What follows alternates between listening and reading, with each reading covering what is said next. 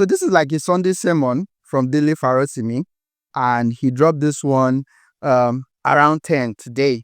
You all know that Dele Farotimi is someone who always knows how to educate us as Nigerian and give us something to really hold on to. And yes, he started today's Sunday sermon. I will not say it's a sermon. It was a live stream where he shared wisdom. He called it Yusuf, the quote of Yusuf, many colors or something like that. That's the sermon, but it's impactful, filled with wisdom, has a lot to learn from. Gets that point. He has a lot to learn from this great man. You all know he's not just an activist who only speaks. He stands and he defends whatever he says in all his words, all his videos, all everywhere in the internet. Well, let me allow you guys to listen to this one from Dele Farotimi. When you listen, please don't forget to share this video. Don't forget to subscribe. Don't forget to follow us here on this page, and also drop a comment in the comment section, because that is very, very important to us here in the channel. Enjoy. Don't forget to subscribe. Perhaps it's a good place to start. What do you mean Happy New Year? What is it about our objective realities that will make anyone happy, if the truth be told? Very little about where we are suggests that we have any right to happiness as a collective. So I'm not going to be wishing any one of you Happy New Year in the conventional sense of Happy New Year. What I would like to see happen is that you all awaken in this new year. Awaken to the fact of our realities as Nigerians, and to the realities of the possibilities of what lies ahead of us if we would ever find the grace to become all that we can be in this new year. That would only happen when we lose our collective fears, and then we find the grace to look to the commonalities of our many afflictions. That is the point when we might have a happy year and a happy future. So yeah, I do wish you a very happy future. I wish each and every one of us a happy new year, whatever that means to you. Because for my Muslim brothers and sisters, there's a different year to be celebrated. For my African traditional worshippers, they have their own concept of what constitutes the year. So as far as I'm concerned, the day breaks when you wake up. When you wake up, the day breaks. So for me and you, how happy the year turns out to be, however you conceive of the year, will be a function of exactly how much all of us put into that year. So yeah, I might wish you a happy new year, and I do. But I know that how the year turns out is not going to be a function of my wish, or yours for that matter. It will be a function of what you and I put into that year. So perhaps you want to be careful about deciding exactly what constitutes a happy year for you, and then find enough of the victims of this country who wants the same thing that you want, and find ways to collaborate with them, looking beyond the many walls that we have built as faithful servants of our lords and masters, religious and political. So we need to find ways to bridge those gaps, and it is in bridging those gaps that the year might either be happy or unhappy. It's in our hands. It is not in anyone else's hands.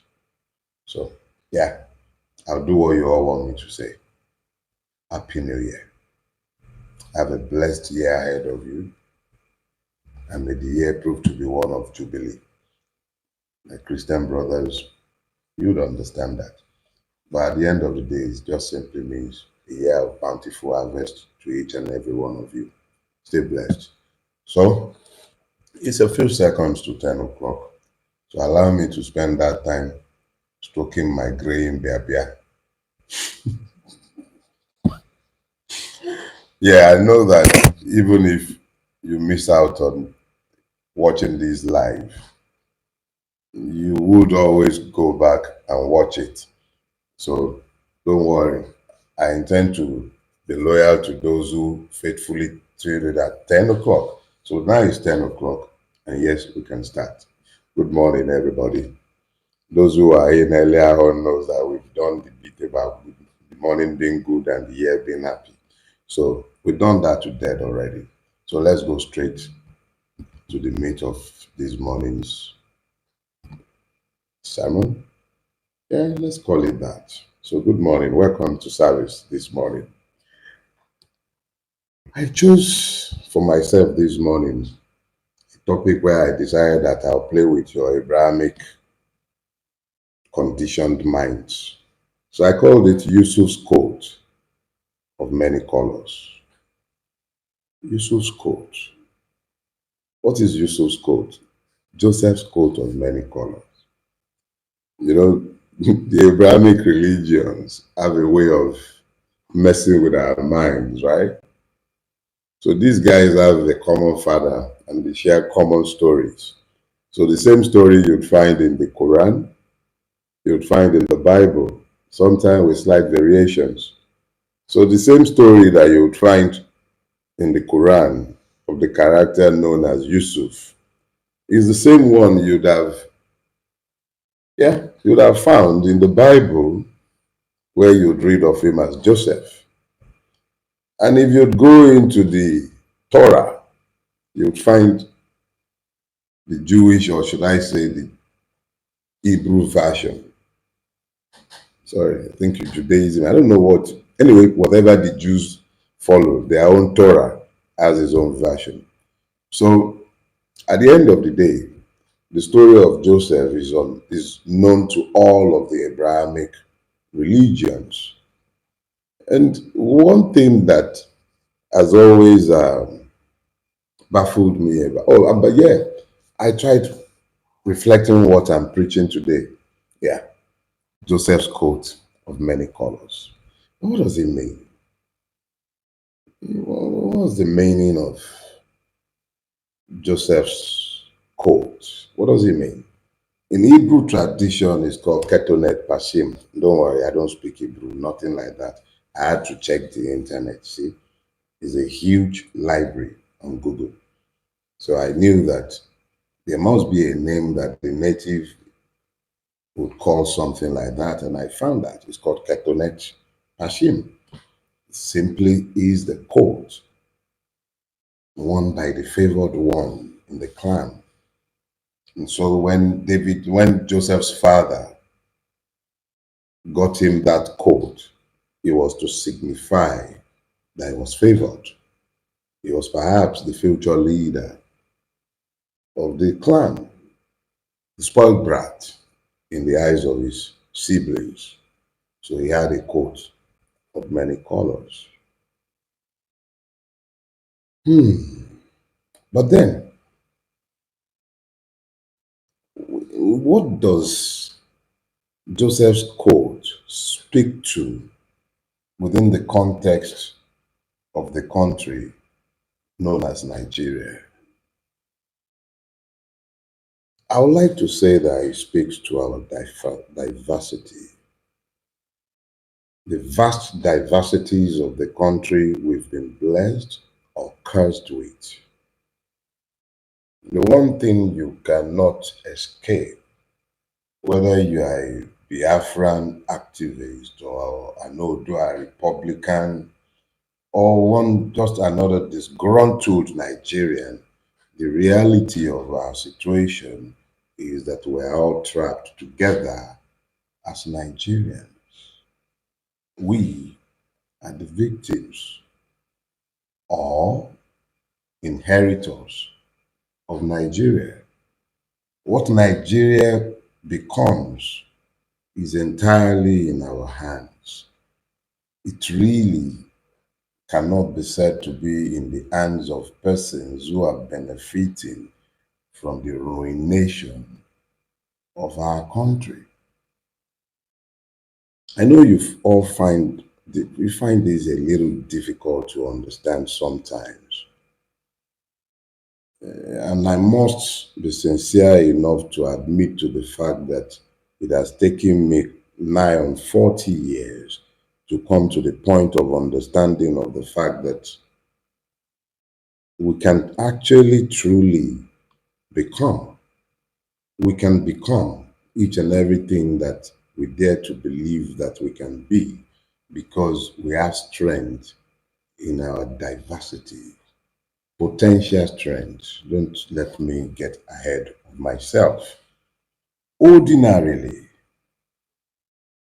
diversity experts will tell you that even in gene pools, you are better served when you have multiplicity of genes available within the gene pool. It only strengthens the species. Nigeria is a country of vast diversities, eco and human diversities. We have everything in this space called Nigeria. We have entrepreneurial thinkers, we have reflexive farmers, we have industrious laborers, imaginative thinkers. We have it all. We have the land. There are some plants that we eat that can actually be grown all year round in our lands without irrigation.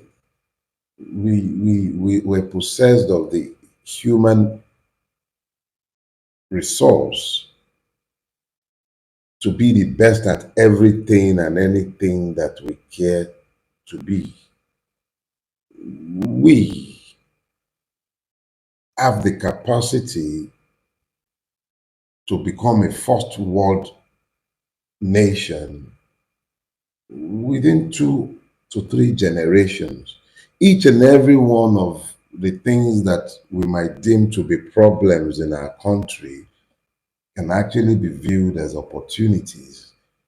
I believe is now let's be careful. I don't do Cantonese either, but I was once told that the same Chinese character that denotes danger also says opportunity. So I've always looked at our challenges. When I say always, please, I have my past as a skeptic. I have my doubts even in these days. But when I say always, I'm saying speaking in terms and very broad terms. You can look to our challenges as opportunities. We don't have roads. It's an opportunity to build roads.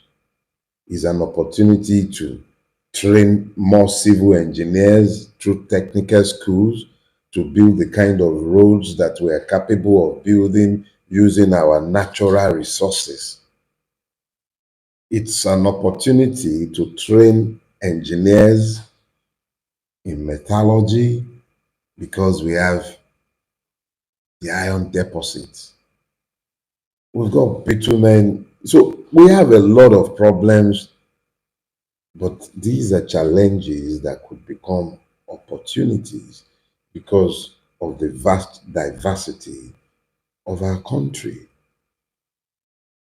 It means that we have the, if you look, for instance, to the way the Nobel Prize, particularly in the sciences, end up being given, you find that there will be scientists working in different countries on different aspects of a scientific breakthrough. And by the time the Nobel Prize will be handed out, you'd find that people worked across cultures, across languages to make this breakthrough. So the diversity of persons, skills, skill sets, knowledge, the synergy formed when these different skill sets were brought together was sufficient to make the kind of breakthrough that only one person couldn't have made. So there is a lot of strength in our diversity. You can only talk in terms of inclusiveness, however, because inclusiveness is necessary in the creation of peaceful synergies and diversity. Because when you look all around our country today, you'd find that what should be our strength has proven to be our undoing as a collective. How does anybody feel included when you are not living with a sense of justice? How can you feel included when you don't have peace in your environment? How can you have either peace or inclusiveness when your land is not ruled by law, when it is ruled by the impunity, the whims and caprices of mortals, when you don't have predictability as to what the law might be said to be, when the police, the one who is meant to uphold the law, is not subject to law, when those who should be citizens are in reality serfs and slaves, or at best subjects. So, what have we done with our coats of many colors? We have failed to find common purpose. We had failed to look to our shared values. We've had no willingness to trust each other. And you can't just build peace by demanding it. You have to stop focusing on the divisions. We have to focus on our commonalities. Let me speak to this coat of many colors. I look to the Nigerian diaspora. By diaspora, I'm speaking to those who have been born offshore. I see a Saka playing on the right wing for England. I see an Alaba David playing for Austria.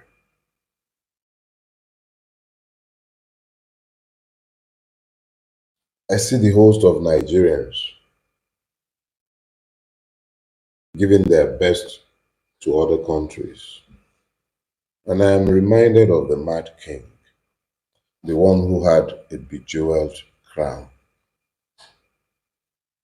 And each time that he was vexed, he'd pull out one of the emeralds, he'd throw it and use it to stone whoever he was pleased with. He kept doing this until the crown was left without any jewels. That is the irony of the Nigerian state. Instead of building a refuge that welcomes each and every one of our race, we're tearing apart our coats of many colors in the error that we might get better coats when we should focus on what binds us. I would explain myself.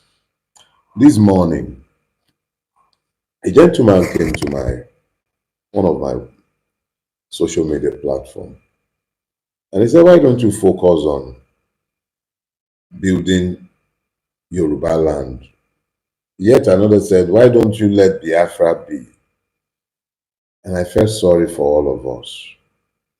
I felt sorry for all of us because we're making certain fundamental errors that are critical if we may be able to walk away peacefully from the mess that we have managed to create. And here is the error that we're making. The peaceful way to any one of these utopian republic where you believe that the evils of Nigeria will not follow would be for you to first become citizens. The fundamental problem of the Nigerian is that he is not a citizen. I know you have difficulties understanding this, but let me just break it down for you. For you to be a citizen in any land, you must be ruled by law. Both you, the citizen, and those who govern that space must be bound by law. There are no perfect states. Even America, which is the ideal place to which most of you have either fled or are hoping to flee, is not 100% ruled by law. That's why you have the Snowden papers and everything. But to a reasonable extent, a country is known by the way it treats its weakest and defenseless. I've been in prison. I know what I saw. It's not the time to speak to it, and I will not speak to it today. But I assure you that the Nigerian state does not have space for citizens. And for as long as we do not become citizens, you cannot have a peaceful path out of Nigeria. And that is the point of disagreement that we must come. If you are Democrats, this is the time when the same strength by which you require your Republican utopians, use it to demand to become citizens in the country known as Nigeria. This is where we've all been trapped. That's our coat of many colors. We may decide that we would rather sew tunics with the material. That's where we are today. And that coat of many colors, the Mad King's crown with many stones of different colors, they are merely parables for our country, Nigeria. I do not desire to see anybody bleed before we may change our trajectory. There was a time I would say that I do not write for you. I realized how idiotic I was with that assertion. And I'll speak to that some other day, because if I wasn't writing for you, if I wasn't speaking to you, I'll still be in prison in this moment. You, we have awakened. Now, when you wake up, now in the day break up. Good morning in a new Nigeria is what we need to be saying to ourselves. Because what is going to happen going forward is that we're going to have to start building bridges into the future that we imagine. We cannot, hear me and hear me clearly, we cannot leave this coat of many colors that is bursting at the seam because of all the evils that have been done to it, the divisions which are tears in the fabric. We cannot leave it to a future generation to deal with. It's on us to deal with it. And we can do this peacefully. Nigeria pretends to be a democracy. It pretends to be a country governed by law. We, as a collective, we must act as citizens, even though we know we're not. We act with what we know, and we act in the knowledge that our coat of many colors must not be torn asunder. That is what our enemies would prefer. Tearing Nigeria apart favors only the enemies of Nigeria. And the enemies of Nigeria are not necessarily offshore. Each and every person who benefits from the ruination of Nigeria is an enemy of Nigerians. You don't need to travel too far to see them. But you're the ones without the guns. And you're the ones who must eschew violence. The only way you do that successfully is the way you did it when I was in detention. Oh, sorry. My wife loves me saying detention, but the reality is I was in prison. But you found your voice. You finding your voices collectively as one was what moved me to tears. I never thought I would live to see the moment. Usually, they distract us. They use religion. They use ethnicity. They use politics, partisanship. Some people think it's fine that I went through what I went through simply because they disagree with my political views and choices. It doesn't change the fact that I am the same as you, part of that fabric. That's the diversity. We mustn't all agree.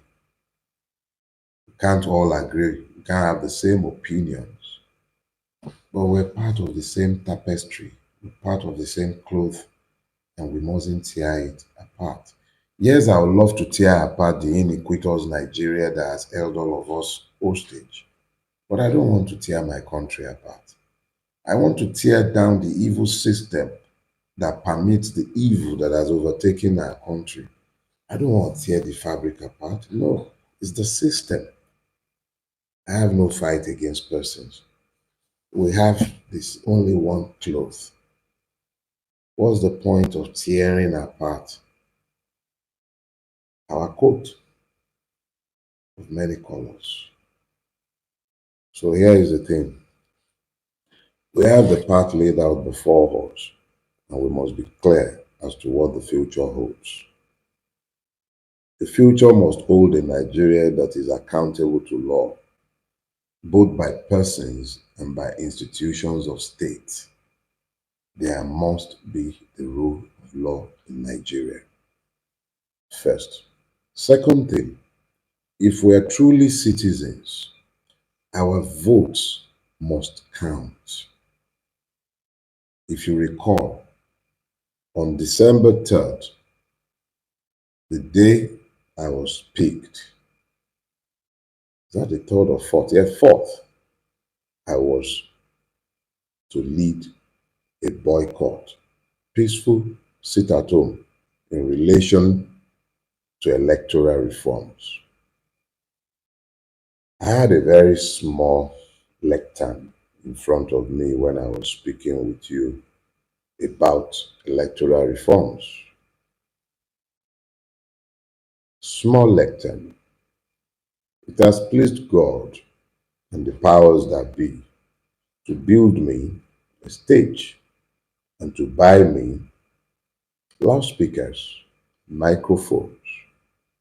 When I was speaking with you long before I we started this journey with impunity, there'd probably be 100 or at most 200 of you when we're having these broadcasts. I'm seeing 975 of you right now, thanks to those who decided to build me a billboard and build me a megaphone. That megaphone was never intended for my personal use. My life was dedicated long ago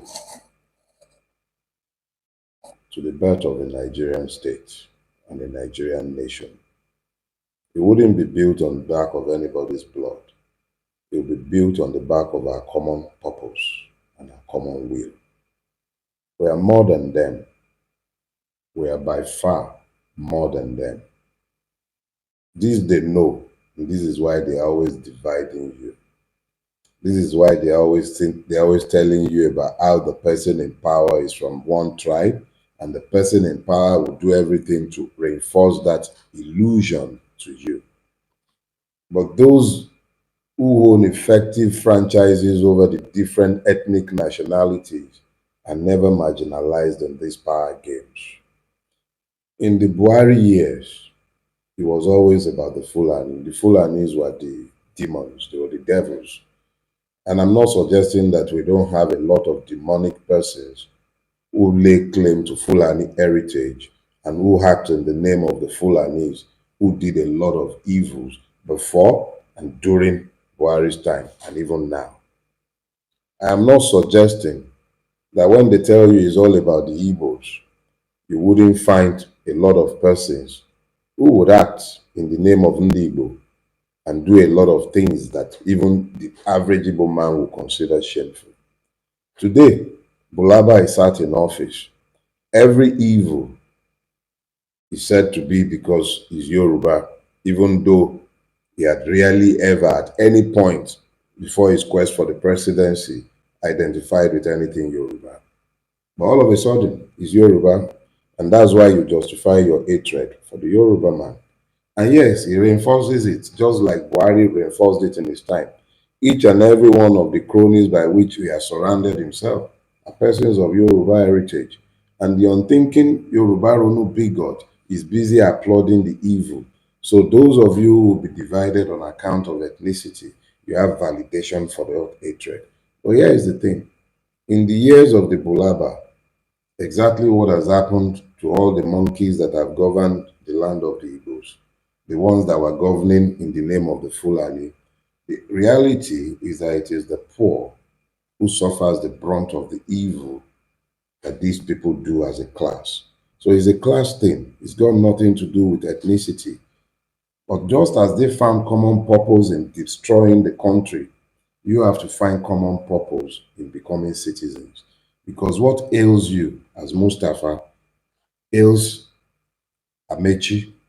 The same thing is disturbing Olakunle. Nodu is afflicted by the same. The point I am making to all of you is simple. What combines together is the fabric. It's got a coat of many colors, yes, but it becomes a coat only because the fabric was stitched together. It wasn't batik. It's not batik. It's not tie and dye. It's a patchwork of different colors. You have diversity, but it only becomes strength when you find common purpose, when you're all pulling in the same direction. The Nigerian in the northern part of Nigeria must want the rule of law. The Nigerian in the southern part of Nigeria must want the rule of law. It must not be that you want something for yourself that you do not want for the other. When you've now all come together and become citizens, ruled and governed by law, you may then go back to what used to happen in this country before independence and in the immediate aftermath of the independence, where you, as a collective, get to decide what happens to you and what happens to your country. And before they make it seem like something esoteric and unachievable, let me remind you, before Nigeria there was a referendum. Part of Nigeria decided it wanted nothing to do with Nigeria, and it left, became part of Cameroon. In the immediate aftermath of our independence, in 1961 leading into 1962, there was a referendum where a part of the Western region decided that it wanted its own region, and that was what became the Midwest. It was done via a referendum held in that part that was to constitute the Midwest region. That referendum passed. A motion passed in the Western House of Western Region Assembly. A motion was taken before the Federal House of Representatives, and at the end of the day, the will of the people prevailed, and the Midwestern region was founded out of the Western region. That was why, as at the time of the first military coup in 1966, Nigeria had 4 regions, not the 3 with which it started. It had 4. The will of the people prevailed. But that was the last time the Nigerians spoke. Every fraud that has presented itself as a constitution in Nigeria since 1966 have been the impositions of military fiat. It has never been reflective of the will of the Nigerian people. So when they say, we, the Nigerian, who are the we? Who are the we? In 1979, a constitution was foisted on Nigeria by military fiat by Obasanjo. That constitution was not reflective of the recommendations of the 1977 Constituent Assembly. So I say it without any apology. That constitution does not flow from the will of the Nigerian. It flows from the egos and will of Obasanjo and his co-travelers and whoever were their influencers. That's one. The 1999 Constitution flows from the 1979 era. The 1979 era lasted 4 years. The 1999 era has lasted all of 26 years so far, almost 26 years. But the effect on the Nigerian people cannot be any more glaring than it is today. So yes, those who benefit from that error is about the best I can say for that fraud.